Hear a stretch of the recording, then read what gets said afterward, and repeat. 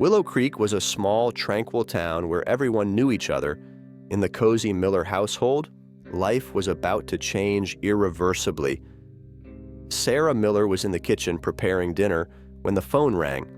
She answered, expecting her friend Lisa, but the voice on the other end was Dr. Harper's with a grave and serious tone. "Sarah, can you and Jack come to the hospital now? We need to discuss the test results." Sarah's heart raced. She called Jack, who was in the bedroom, and together they went to the hospital. The waiting room felt cold and distant as they awaited Dr. Harper's arrival. When she finally appeared, the doctor's face revealed the gravity of the situation. "Sarah, Jack, please come in," said Dr. Harper, leading them to a small consultation room. She closed the door and sat down, taking a deep breath before beginning. "Jack, the results of your test showed something very serious. You have a rare terminal illness called progressive neurological degeneration syndrome. It's a highly aggressive condition, and unfortunately, there's no cure." Sarah felt like the ground was opening beneath her feet. Jack, always strong and resilient, seemed like a shadow of himself. He squeezed Sarah's hand, trying to be the rock he always was, but the pain in his eyes was unmistakable. "How much time do I have, doctor?" Jack asked, his voice trembling. "It's hard to say for sure, but without treatment it could be a matter of months," Dr. Harper replied, with a look of profound compassion. As they left the hospital, the silence between them was deafening. Noah, only 8 years old, and Emily, 15, were at home with their grandmother. Sarah wondered how she would tell them, how she would explain that the father they adored was dying. Arriving home, Sarah called the children into the living room. Jack sat in the armchair, looking at the family photos scattered around the room. He took a deep breath before speaking. "My dear ones, we need to talk about something very important," Jack said, his voice filled with emotion. "I'm sick, and the doctors say there's no cure." Noah looked at his father with wide eyes, not fully understanding. "But you'll be okay, right, Dad?" Jack swallowed hard, trying to hold back tears. "I'll fight with all my might, son, but we need to be strong, together."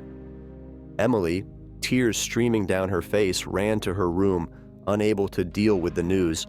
Sarah followed her, trying to console her daughter. "Emily, sweetheart, I know this is hard.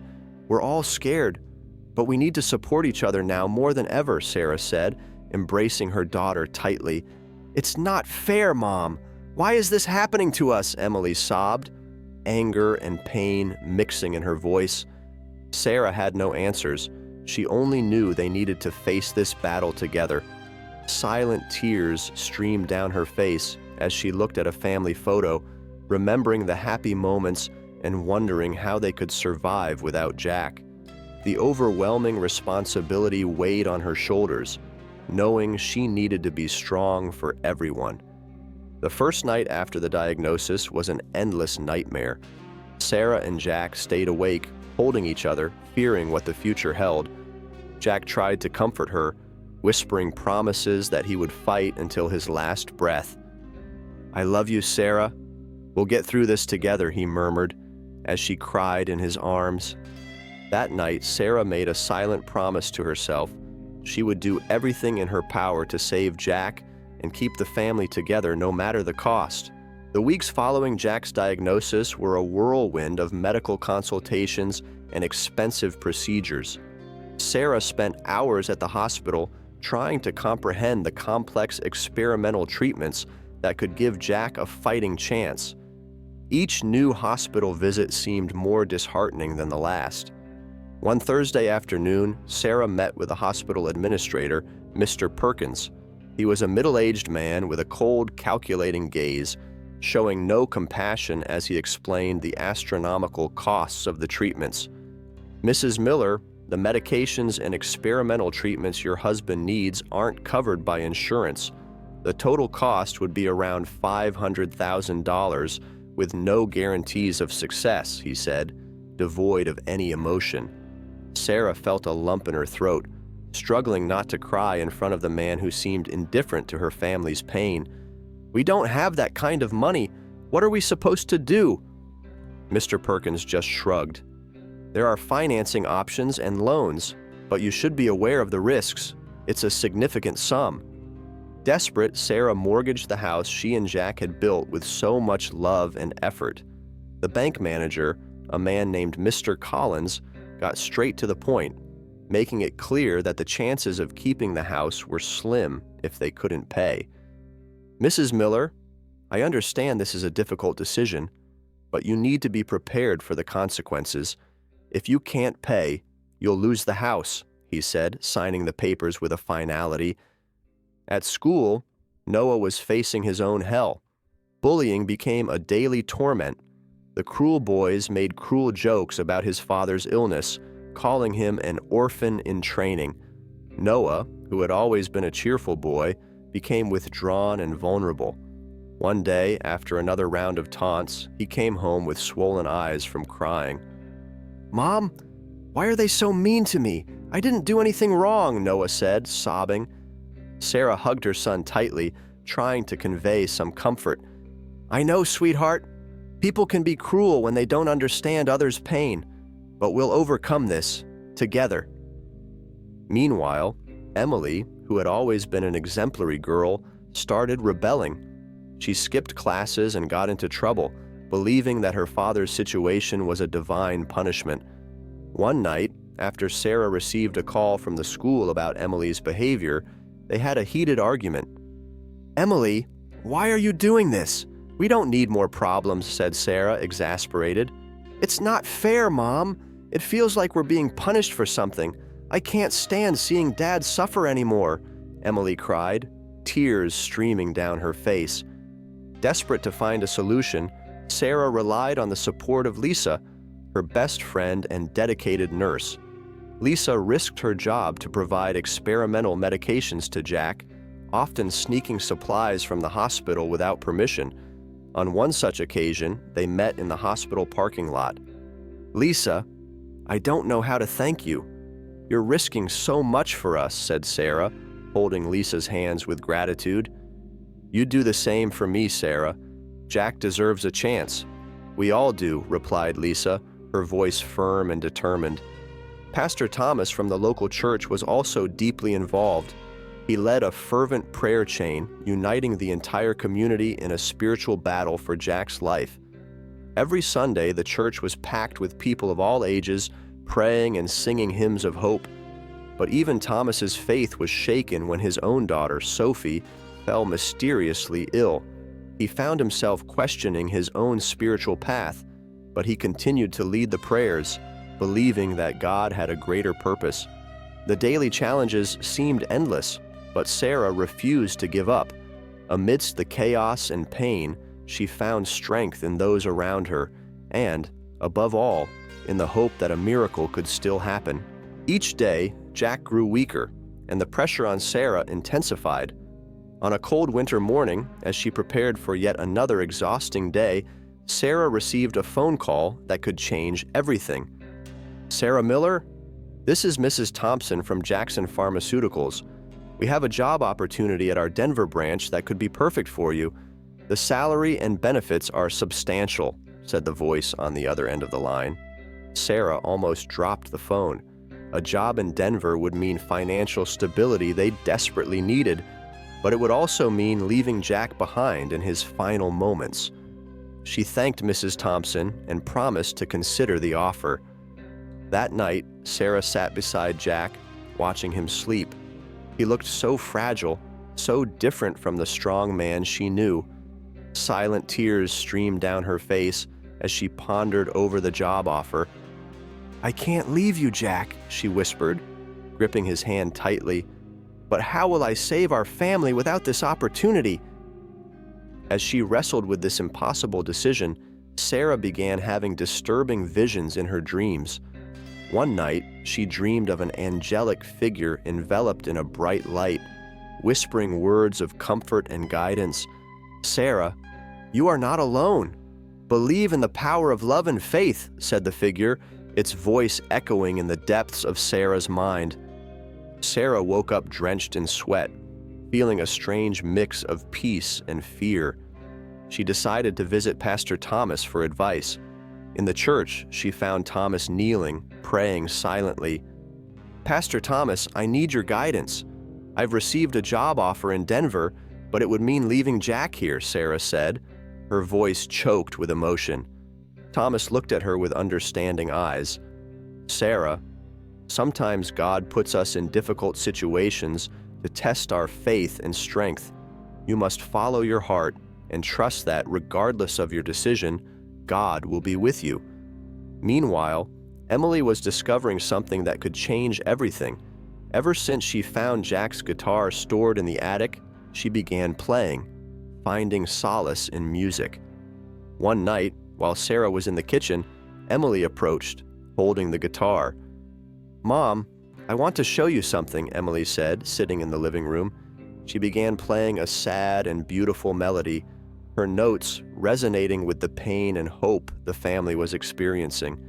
Sarah stopped what she was doing, tears flowing freely as she listened to her daughter play.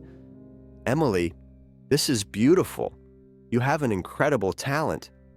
Emily smiled shyly. "There's a music contest in town. I want to participate and win.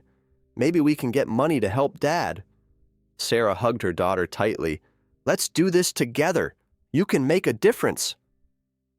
Emily entered the contest, and her performance touched the hearts of everyone present. The notes of her music told the story of her family's struggle, and her voice conveyed a depth of emotion that resonated with the soul of every listener. After the performance, a music producer, Michael Reed, who had also survived a terminal illness, approached Emily and Sarah. "Your music is powerful. I want to help you. Let's organize a benefit concert." The concert became a monumental event. The local media covered Emily and her family's story, and people from all over the city and beyond rallied to help. The night of the concert was magical. Emily played her songs with an intensity that brought tears to the audience, and Sarah, watching from the side of the stage, felt a glimmer of hope reignite. The event raised enough funds to cover Jack's treatments, and for a brief moment, the Miller family felt like the worst was finally passing. But Sarah knew the road ahead was still long, and her decision about the job still weighed heavily on her heart. That night, while Emily and Noah slept, Sarah sat beside Jack, who was now connected to various medical devices at home. She held his hand and made a silent promise. No matter what happened, she would fight with all her might to keep the family together and find a way to save Jack. The benefit concert had been a resounding success, but the joy was short-lived. A few days later, Jack slipped into a deep coma. Sarah stood by his side, her heart crushed by the pain. The doctors had no good news. "Sarah, we've done everything we can.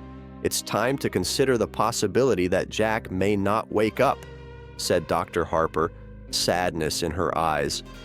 Sarah looked at Jack's pale face, unable to accept that he was slipping away. "I can't give up on him. Jack is still here, I know it," she said, her voice trembling with a mixture of despair and hope. Determined to fight to the end, Sarah organized a vigil at the church, where the entire community gathered to pray for Jack. That night, the church was filled, people of all ages holding candles and praying in unison. Pastor Thomas led the prayers, his voice echoing through the church walls. "Lord, we ask for a miracle for our dear brother Jack. Give us a sign of your grace and mercy." As the vigil continued, Sarah knelt beside the altar, her hands trembling. "God, please don't take Jack away. We need him. I need him," she whispered, tears streaming down her face. Suddenly, Sarah had a clearer vision of the angel who had visited her in her dreams. The angelic figure appeared before her, enveloped in a bright light. "Sarah, your faith and love have touched the divine heart. Believe in the power of prayer and miracles," said the figure before disappearing. At that exact moment, a sense of peace enveloped Sarah. She knew that something extraordinary was about to happen. As everyone continued to pray, A gentle light filled the church, and a reverent silence fell over the congregation. At the hospital, Jack, still in a coma, began to show signs of life. His fingers twitched slightly, and a monitor started beeping. The nurse on duty rushed to call Dr. Harper. "He's responding! Jack is responding!" the nurse shouted, her voice filled with surprise and joy. Sarah, feeling a wave of hope, rushed to the hospital. When she arrived, she found Jack still weak but conscious. He looked at her, his eyes filled with tears. "Sarah, I saw a light. It was so bright, so welcoming. And I heard a voice saying it wasn't my time yet," Jack said, his voice hoarse but full of life. Sarah fell to her knees beside Jack's bed, holding his hand tightly. "Oh, Jack, you've come back to us. I knew you would," she said, tears of joy streaming down her face. The news of the miracle spread quickly. Newspapers, television programs, and social media covered Jack's story, inspiring millions of people around the world. The faith and resilience of the Miller family became a symbol of hope for all those facing insurmountable challenges. That night, the Willow Creek Church was once again filled, this time with people celebrating the miracle. Pastor Thomas stepped up to the pulpit, his voice filled with emotion. Today, we witnessed the power of faith and love. Jack is alive, and his recovery is a miracle that reminds us that God is always with us, even in the darkest moments. Sarah, sitting beside Jack, felt a wave of gratitude envelop her heart. She looked at her children, Emily and Noah, and saw in them the strength and hope that had sustained them. They had been through hell, but now they were ready for a fresh start. With Jack on the road to recovery, the Miller family knew that the fight was not over yet, but they also knew that together they could overcome any obstacle. The miracle they had prayed for had finally arrived, and with it, a new chance at life and love. With Jack on the road to recovery, the Miller family's life started to resemble normalcy again. Hospital days were replaced with the comfort of home, where Jack, still weak but hopeful, received constant care. Sarah, exhausted but determined, realized their battle had simply taken on a new form.